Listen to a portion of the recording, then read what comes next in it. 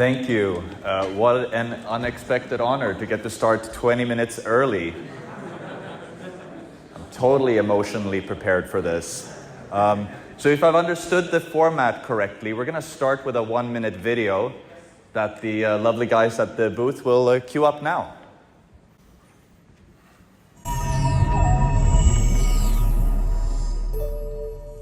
What do you want to be when you grow up? Back in my day, we'd say things like astronaut or firefighter, because those were the toys we played with. Today, chances are your kid wants to grow up to be an influencer, because this is the toy they play with. We aren't just products of our environment, we are products of our play. But toys are going out of style. We used to play with toys together, but now our kids play with their phones alone. We want to bring back toys in a magical way through the world's first social augmented reality. Our toys are real, but matterless. They won't clutter your room until they clutter a landfill, and they bring us back into the here and now instead of sucking our kids into another dopamine treadmill. We want to prove to the world that digital things are real. Through augmented reality, you can experience and touch together so that you can play with magic. That's our tight 1-minute video. We are Matterless. I'm Nils. I'm the founder and CEO. And about a year ago, we lucked out and we invented something. We invented the world's first instant calibration technique for augmented reality that allows you to just hop on and play together. Our mission is we want to prove to the world that digital things are real. And we're doing this by building genre-defining experiences, we hope, in the world's first truly social augmented reality. This video here was shot by our head of BD and is maybe the first ever caught on tape interaction of a father and son playing with a digital pet. And what is so amazing about this, I don't know, is it possible to play this one more time? It's because this is in shared AR, this is not a dog on Finn's screen. This is a virtual dog in their living room. And that's how they remembered it. I got to meet Finn in Zagreb a few weeks ago, and he asked me if it would be okay to play with the dog again. When you can experience it together, it makes a huge difference. And the global toy market is at $150 billion, which is pretty cool. But we think the toy market has a couple of issues where we think we can one-up them a little bit. One is, we don't require a supply chain. You can get our toys whenever, wherever. If a big boat gets stuck in the Suez Canal, that doesn't bother us. We're never out of stock. And brands that work with us can sell these whenever and wherever they want. And they're sustainable.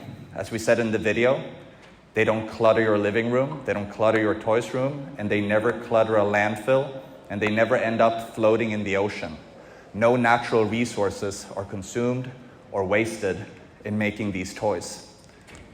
That's why we've decided to create digital toys and companions in shared AR, so that hopefully, one day, Matterless can be the world's largest toy company. I won't say anything else, but if you have any questions, I'd be happy to answer them. Otherwise, thank you for your time. Yes? One of the kind of important things within toys is the physical feeling that you kind of touch something. Do you have plans regarding it or something like that? We are personally not making any haptic gloves, but as someone who grew up playing computer games, I disagree with you. Many of my favorite digital experiences, I couldn't touch them. But you may have seen in the video we did here that we actually made our own monoscopic hand tracker, meaning phones that don't even have a LiDAR can interact with these things. We worked with a world-class PhD in computer vision for a year to make one of the very first, I think the first that is available for consumers, monoscopic hand reconstructors. So you may remember that I reached out and touched a little cube there. That's from just the RGB feed. There's no LiDAR. It works on any iOS device. And when you touch, You hear it, and you feel it in the haptics of the phone. Now, other people might make some haptic gloves, but that's certainly not our mission. But thank you for the question. Anyone else? Let's reserve questions prior for our... I'm sorry, Leo, my bad. That's my mistake. I didn't emphasize that, so that's on me. If the judging panel has some feedback on that. Sure. Yep. Hello? Hi.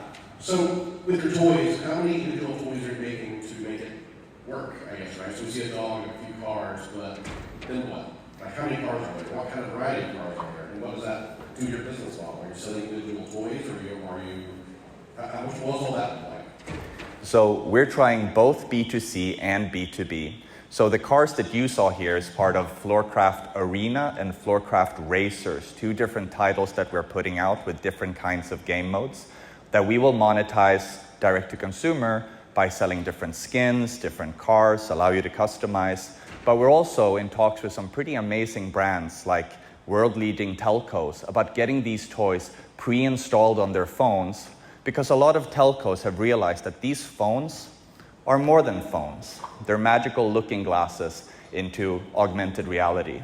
So we're hoping that a big part of our business model will actually be to continue to work B2B and make branded experiences. Thank you for your question, Lance. And right now, how far are you developing you guys? What do you still need to make it happen? One more time, sorry. How much time do you still need to make it happen, and what you still need to make it happen? So I think the first version of Floorcraft, it's in test flight now if people want to play around with it, but it is very early beta.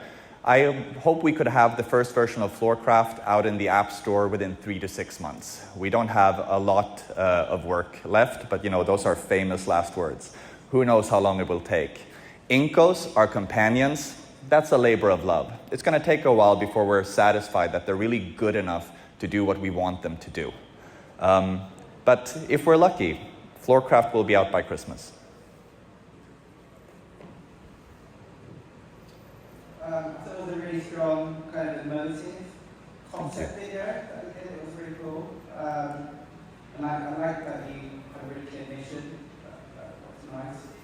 And it's innovative and kind of like a stat in there, but I think $150 billion industry, right? It's kind of cool.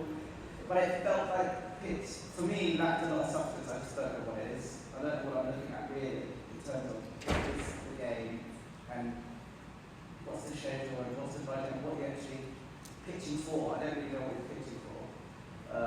So it just felt like, well, it's impossible, right? You're trying to do it in 5 minutes, so you have to pick and choose. But it was like the overall vision and stuff was getting back to ourselves. Thank you very much. I didn't really know what to pitch for, because I got to be honest with you, we recently raised $7 million in seed funding, so it would feel bad to ask for more money from the people here. But what we're building is we're trying to build a toy company making these kinds of shared AR toys. There's not a lot of gameplay rules. We want people to be able to just have fun and play with them.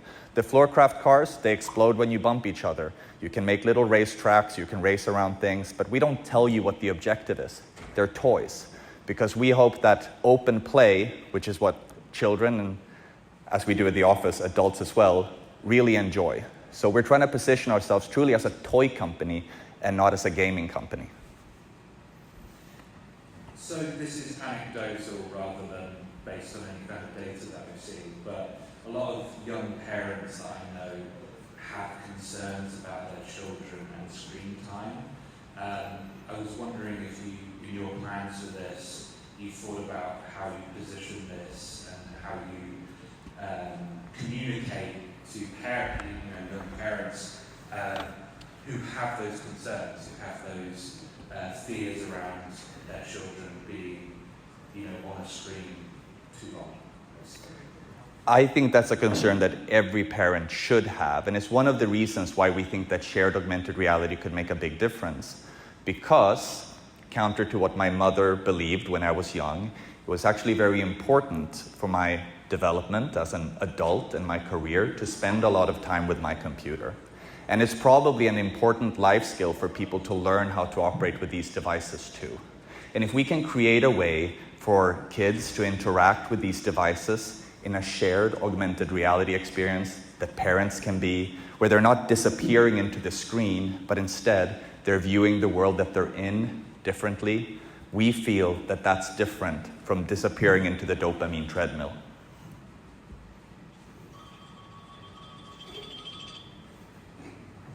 All right, thank you all very much for your time.